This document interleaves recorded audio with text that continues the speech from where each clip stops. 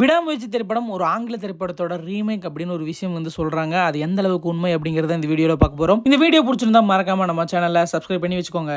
1997 வெளிவந்த ஒரு அமெரிக்க திரைப்படமான பிரேக் டவுன் அப்படிங்கிற ஒரு மூவியை தான் தமிழ்ல ரீமேக் பண்ணி விடாமுயற்சி அப்படின்னு எடுக்கிறாங்க அப்படின்னு ஒரு நியூஸ் வெளிவந்திருக்கு. ஒருவேளை இருக்குமோ அப்படிங்கிற கேள்வி எனக்குள்ளேயும் எழுந்துச்சுங்க. அதனால பாத்தீங்கன்னா பிரேக் டவுன் மூவியோட ரிவ்யூ பார்த்தேன். ரிவ்யூ பார்க்கும்போது தான் ஒரு சில விஷயங்கள் வந்து எனக்கு தெளிவா தெரிய வந்துச்சுங்க. அந்த விஷயத்தை தான் நான் கூட ஷேர் பண்ண போறேன். இந்த வீடியோ முழுசா பாருங்க, சீரியஸ்லி இன்ட்ரெஸ்டிங்கா இருக்கும். லியோ திரைப்படம் எப்படி ஹிஸ்டரி ஆஃப் வயலன்ஸோட ரீமேக் அப்படின்னு சொல்றாங்களோ அதே மாதிரி நான் அடிச்சு சொல்லுவேங்க பிரேக் டவுன் திரைப்படத்தோட ரீமேக் தான் விடாமுயற்சி அப்படின்ட்டு.